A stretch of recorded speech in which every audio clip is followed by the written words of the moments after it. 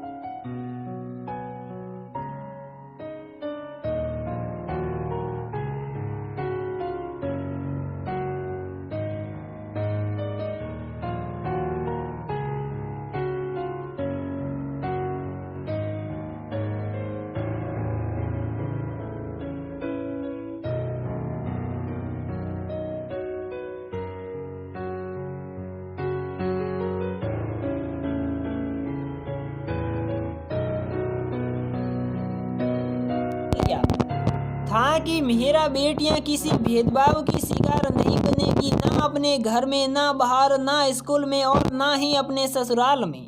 मैंने माँ के सामने भी अपने विचार रखे, पर वो तो तिल मिला उठी। मेरी बात सुनकर कहने लगी, लड़कियों को क्यों पढ़ाना है, उन्हें चुपचाप घर का काम करने दे। पहले पढ़ाई में पैसे बर्बाद करो, फिर शादी में लाखों खर्च करो। तुम कुछ सोचते नहीं क्या कि 3 बेटियां हैं, तुम्हारी जिंदगी भर की जमा पूंजी खत्म हो जाएगी इनके पीछे, और ये तुम्हें कमा कर खिलाने वाली भी नहीं है जो तुम इन्हें पढ़ा रही हो। सच मानिए, मेरा तो खून खोल गया था उस दिन। ऐसा लगा जैसे कोई मेरे मान सम्मान पर उंगली उठाए जा रहा है और मैं शुभ साप सुन रहा हूँ, पर मैं करता भी क्या। माँ थी वो मेरी। रात भर माँ की बातें मेरे कानों में गूंजती रही। माँ ये क्यों नहीं समझती कि पढ़ाई तो अनमोल होती है, इससे हमें अच्छे बुरे की समझ होती है। जरूरी तो नहीं कि हर लड़की जो पढ़ाई करती है वो नौकरी ही करे। जरूरी तो नहीं कि जिससे हम अपनी लड़की की शादी करें वो बेटी को नाजों से रखे।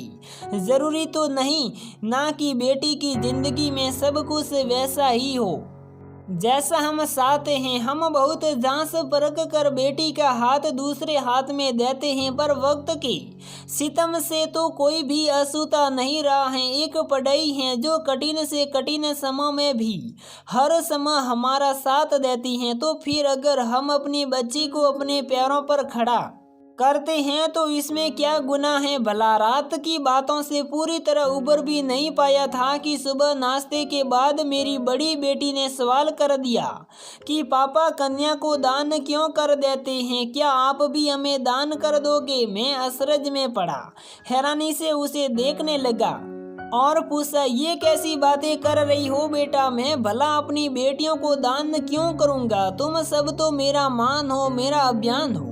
मेरी बातें सुनते ही परी ने कहा, पर पापा, दादी तो बोल रही थी कि हम सब आप पर बोझ हैं, आप हमारा दान करके हमारी जिम्मेदारियों से मुक्त हो जाओगी और चैन से जी सकोगे। क्यों पापा, हम तो आपको परेशान भी नहीं करते, फिर हमें क्यों दान करोगी? आप जो कहोगे हम सब कुछ करेंगे, पर प्लीज पापा हमें कहीं नहीं भेजना, हमारा दान नहीं करना। मेरी तीनों बेटियां मुझसे लिपट गई। परी के अलावा बाकी दो को तो इन बातों का मतलब भी समझ नहीं आता था, पर अपनी दीदी की तरह वो भी मुझसे लिपट गई। मेरी धड़कनें बढ़ गई, ऐसा लगा जैसे कोई मेरी जान निकालने की बात कर रहा है। मैंने बहला फुसला कर अपनी बच्चियों को आश्वासन दिलाया कि मैं कभी भी उनका दान नहीं करूंगा, कभी भी उनमें भेदभाव नहीं करूंगा। साथ ही साथ बहुत मुश्किलों से अपने दिल को भी समझाया कि अभी तो शादी में बहुत वक्त है, अभी तो मुझे इन सबको अपने पैरों पर खड़ा करना है। पर देखो ना, आज वो दिन आ गया। कुछ ही दिनों में मेरी परी की शादी होने वाली है। लड़का भी उसकी ही पसंद का है और परी अपनी खुशी में तो शायद भूल भी गई होगी कि उसने कभी मुझसे ये सवाल भी किया था कि पापा, कन्यादान में कन्या को दान क्यों करते हैं?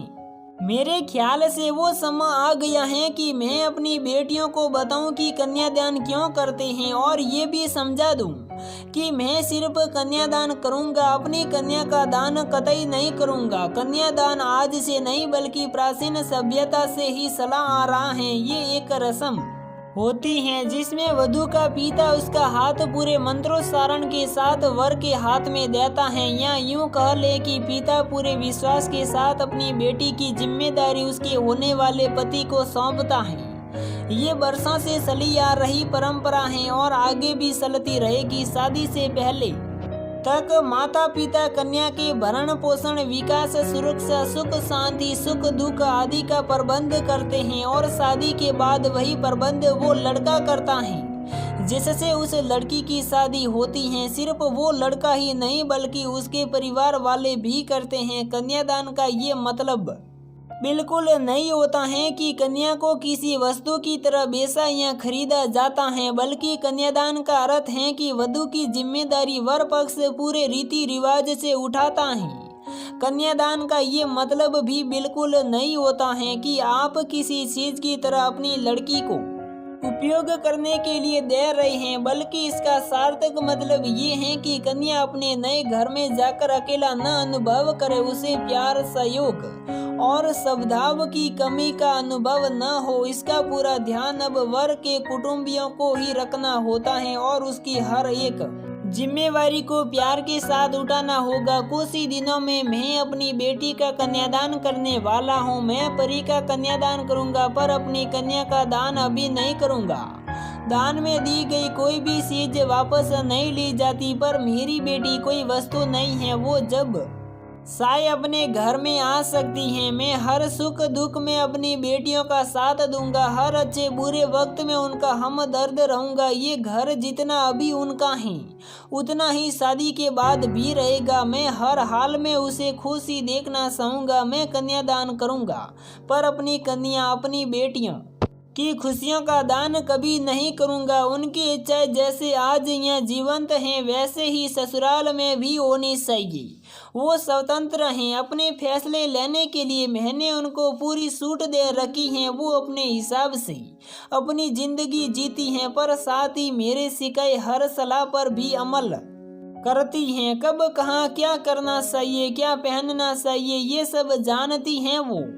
मैंने उन्हें इस काबिल बनाया है कि वो अपना अच्छा बुरा समझ सके। उनके हर सही फैसले पर मैं हर कदम उनके साथ रहूंगा और गलतियां करने पर बखूबी उन्हें सही बात भी समझाऊंगा। मैं कन्यादान करूंगा, पर अपनी बेटियों के स्वाभिमान का दान कभी नहीं करूंगा। मैंने अपनी बेटियों को अपने पैरों पर खड़ा होना सिखाया, डगमगाते कदमों को संभालना सिखाया है। उनके मन में अभिमान कभी नहीं पनपने दिया, पर स्वाभिमानी जरूर बनाया है। मेरी बेटियों का आत्मसम्मान ही मेरा मान है। अब तक मैंने उनके सम्मान की पूरी रक्षा की है और आगे यही चाहूंगा कि उनके पति और ससुराल वाले भी उनके सम्मान की रक्षा करें। मैंने बताया है मेरी बेटियों को कि आत्मसम्मान कभी ना कम होने देना। सामने वाला भी आपकी इज्जत तभी तक करता है जब तक आप खुद अपनी इज्जत करते हो। अपनी नज़रों में अपनी गरिमा हमेशा कायम रहनी चाहिए।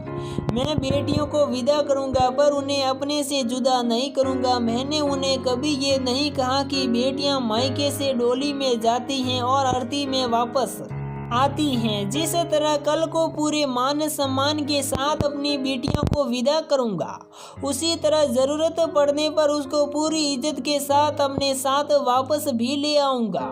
मेरी बेटियां जानती हैं कि जिस तरह अन्याय करना गलत है, उसी तरह अन्याय सहना भी गलत है। उन्हें पूरा हक है कि वो अपनी आवाज़ उठा सके, घर के मामलों में अपनी राय रख सके। शादी के बाद वो सिर्फ किसी की पत्नी या बहू ही नहीं बनेगी, बल्कि उस घर परिवार का सदस्य भी बनेगी। इसलिए घर से जुड़े हर फैसले में उसका योगदान भी बराबर का होना चाहिए। मैं नहीं चाहता कि वो 5 मीटर साड़ी में लिपटी घर के किसी कोने में दबी सहमी सी बैठी रहे। वो जहाँ जाएगी वो घर उसका भी होगा। हाँ, बदलाव भी ज़रूरी होता है, हमें कई आदतें बदलनी पड़ती हैं, पर इसका ये मतलब बिल्कुल नहीं कि सब कुछ शुभ साफ सुनते जाओ और लोगों के हिसाब से बदलते जाओ। उतना ही खुद को बदलो जितना कि ज़रूरी लगे तुम्हें। मैंने सिखाया है अपनी बेटियों को कि सबका मान सम्मान करना, सास ससुर के प्यार सुना, बड़ों के सामने झुकने में कोई परहेज नहीं होना चाहिए। पर यह भी बताया है कि हमें उतना हाथ झुकना सही है जहाँ से हम आसानी से उठ सके। इतना भी ना झुको कि सामने वाला तुम्हें अपने पैरों पर गिरा हुआ आश्रित समझ ले। मेरी बेटियां मेरी लाडली हैं और मैंने उन्हें भी उतना ही प्यार दिया है जितना अपने बेटे पंकज को दिया है। मैंने कभी इन सारों में कोई भेदभाव नहीं किया। पढ़ाई लिखाई से लेकर पाबंदी तक सब में सब बराबर के हिस्सेदार रहे हैं। बेटा मेरा अभिमान है तो बेटियां मेरा गुरूर हैं, मेरा मान है। कुछ ही दिनों बाद मैं अपना ये गुरूर किसी और के हाथ में सौंपने वाला हूँ, इसी मंगल कामना के साथ कि मेरे गुरूर पर कभी कोई आंच ना आए। एक पिता के दुख का अंदाजा कोई भी नहीं लगा सकता जब वो अपनी बच्ची को विदा करता है, ठीक इसी तरह एक पिता के गुस्से का अंदाजा भी कोई नहीं लगा सकता जब उसकी बेटी को कोई तकलीफ देता है। तो ससुराल में सास ससुर पति किसी का भी जुल्म नहीं सहेगी मेरी बच्ची। पिता अगर वर पक्ष के सामने झुक सकता है तो उनकी गलतियों पर उन्हें झुका भी सकता है। मेरी बेटियां किसी के उपयोग की वस्तु नहीं है। मैं उन पर सासरे और मायके के मान का बोझ डालकर उन्हें दबाऊंगा नहीं, ना ही घुट घुट कर जीने दूंगा।